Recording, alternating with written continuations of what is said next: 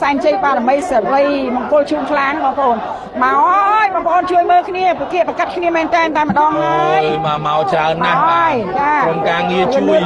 ក្រុមការងារជួយបងជួយទេយើងខ្ញុំមិនដឹងនិយាយអីទេបើតាមលេខរៀងយើងឃើញថាជ្រៃសែនវាសនាស្រីជ្រៃសែនឆាយវាសនាមានជ័យបារមីបង្ក្រុមបាទខ្សែទៅខាងក្នុងបដូរហើយខេមរាមានជ័យខ្សែទៅខាងក្រៅត្បូងឃ្មុំបាទឥឡូវនេះមកមុននេះបងមកមុននេះគឺហ្នឹងហើយត្រូវម៉ាច់ហ្មងជ្រៃសែនឆាយវាសនាមានជ័យបារមីបង្ក្រុមចារបស់អ្នកអុកញ៉ាអ៊ូឆាយនិងលោកជំទាវសុកវាសនាឯកឧត្តមឡោតរិទ្ធនិងលោកជំទាវសុកច័ន្ទរស្មីដែលទទួលបានជ័យជំនះជ្រៃសែនឆាយវាសនាមានជ័យបារមីបង្ក្រុមទទួលបានជ័យជំនះសូមចាត់គូក្រោយមួយទៀតបាទគូក្រោយមួយទៀត157 157 ចា160បាទ150នាំមកហើយ160ខៀវតៃស្អាតអាដាតក្រហមបាទគ្រូចៅអត្តការនឹងចំណោះជើងវត្តចាមកពីខាងវត្តជើងឯកចាគ្រូចៅអធិការវត្តជើងឯកចាំបាញ់មិញថាដូចជាឈ្នះទៀតហើយបាទឥឡូវយើងត្រឡប់ទៅគូខាងក្រោយវិញលេខ140បាទលេខ140ហ្នឹងបាទគឺគូទីបាទ40បាទគូទី70បាទគូទី70ខ្សែទឹកខាងក្រៅការរួមស័ក្តិសិទ្ធិរបស់លោកព្រឹទ្ធាចារ្យបណ្ឌិតបាទអង្គសុនសរឿនទទួលបានជ័យជំនះហើយទៅលើសាលីដេតដែលចូលសែនជ័យសេរីបន្ទាយដែករបស់ព្រះគ្រូចៅអធិការប៉ាន់មូនីឧត្តមនិងលោកពៅសាលីដេតនិងលោកជំទាវចាសូមបន្តទៀតបាទបន្តទៀតបើឧស្សាហ៍ថាឥឡូវនេះបាទជំនាញកាន់តែរត់មាត់ហើយបងប្អូនអ្នកគ្រប់គ្រងនៃការអធិស្ឋាននាងខ្ញុំមិនហ៊ានទុកមាត់ចោលនេះមាត់ទៅវិញរហូតសូមធ្វើការអធិប្បាយបន្តពេជ្រកែវបោព្រឹកសែនវិជ្ជាចាជាមួយនឹងចាក់ត្រឡោកដែលចូលចាក់ត្រឡោកដែលចូលសែនជ័យបារមីបាទវត្តចាក់ត្រឡោកបាទផិនឯកឧត្តមទេសរដ្ឋមន្ត្រីថងខុននិងឯកឧត្តមហួតហាក់រដ្ឋមន្ត្រីក្រសួងទេសចរបាទឥឡូវយើងឃើញហើយល្បឿនមកនេះនាំមកនេះហើយបាទចាក់ត្រឡោកដែលចូលសែនជ័យបាទវត្តចាក់ត្រឡោកឥឡូវកំពុងតែដកហើយលេខបាទ162ដកហើយបាទឥឡូវនេះកំពុងតែនាំមុខបាទសូមគ្រប់អរគុណឯកឧត្តមបណ្ឌិតទេសរដ្ឋមន្ត្រីថងខុននិងឯកឧត្តមហួតហាក់ចារដ្ឋមន្ត្រីក្រសួងទេសចរដែលបាន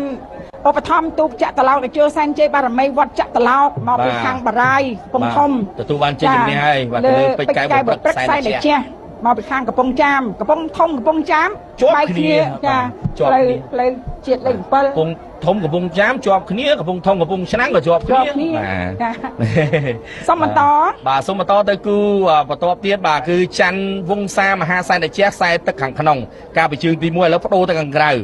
គណៈដែលអំពរវ័នធីតារចនាមានជ័យខ្សែទឹកខាងក្នុងឥឡូវនេះបាទសម្រាប់ជើងទី2គឺនាំមុខបាទឯកស្ថានពណ៌ខៀវល្អណាស់កំពុងតែចាក់យោងបន្ថែមលបឿនតែគូនឹងក៏មិនតម្លាក់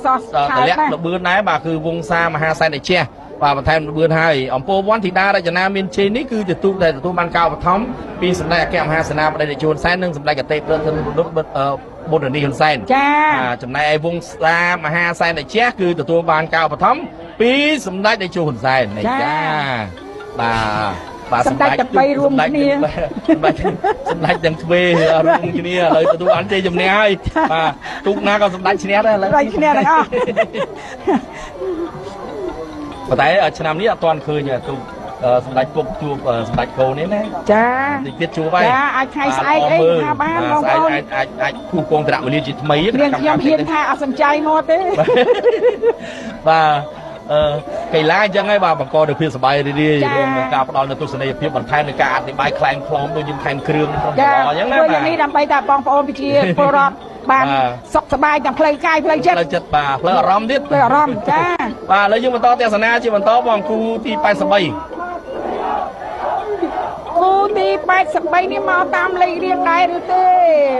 166ចាត្រឹមត្រូវមហានេះរបស់ឯកឧត្តមជាសភារាឧត្តមក្រុមប្រឹក្សាផ្ទាល់ព្រះមហាក្សត្រ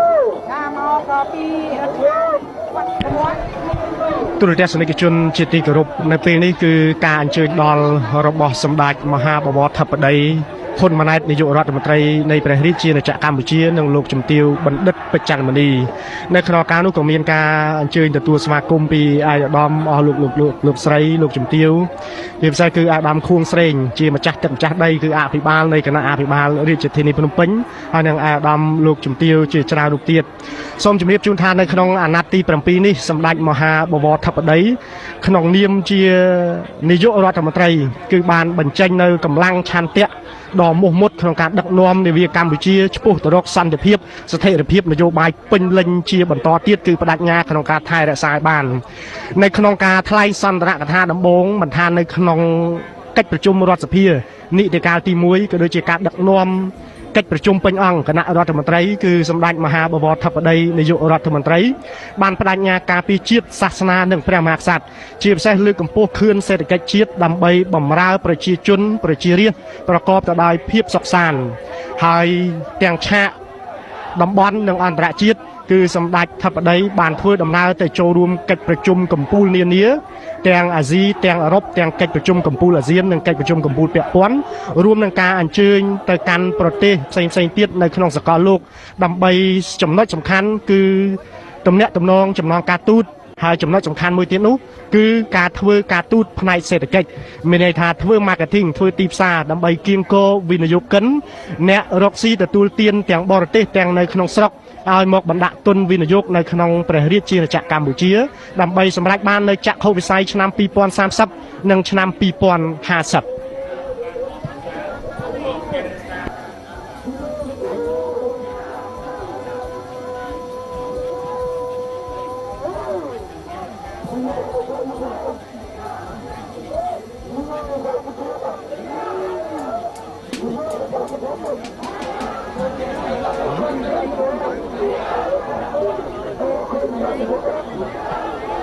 ស្វាមីភ័ក្រចូល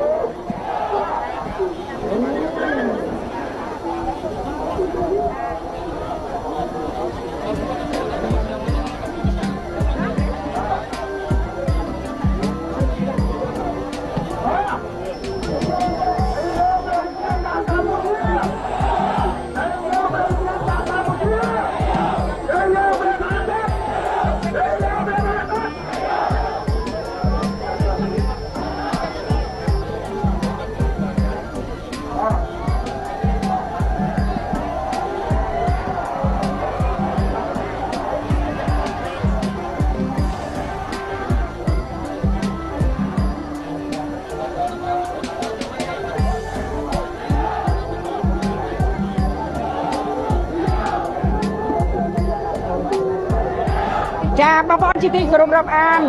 គណៈពេលដែលយើងទាំងអស់គ្នាកំពុងតែសម្ដែងនៅអភិវឌ្ឍនកិច្ច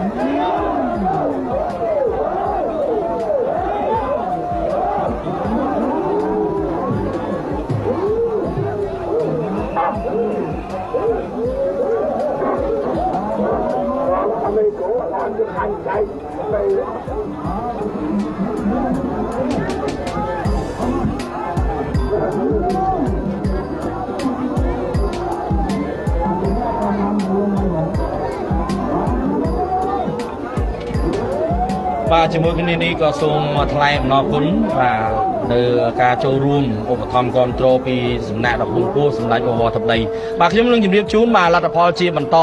បាទគូទីបាទ87ឥឡូវយើងឃើញហើយទូកដែលទទួលបានជ័យជំនះព្រះទីនាំងបូកូសែនជ័យ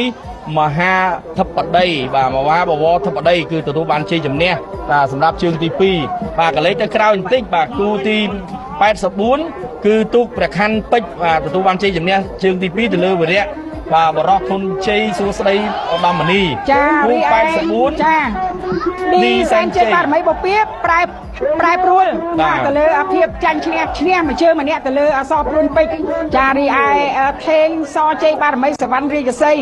និងដៃជោកែពីជ័យបារមីចៅសែនគឺទទួលបានជ័យឈ្នះទាំងពីរជើងចាដៃជោកែពីជ័យបារមីចៅសែនបដូរនៅខ្សែទឹកខាងក្នុងវិញក៏នៅតែឈ្នះគូទី88ឥឡូវយើងឃើញហើយបាទខ្សែទឹកខាងក្រៅបាទខ្សែទឹកខាងក្រៅគឺមហារាជសីធិបតីតេជះទទួលបានជ័យជំនះហើយទូកនេះទទួលបានការឧបត្ថម្ភពី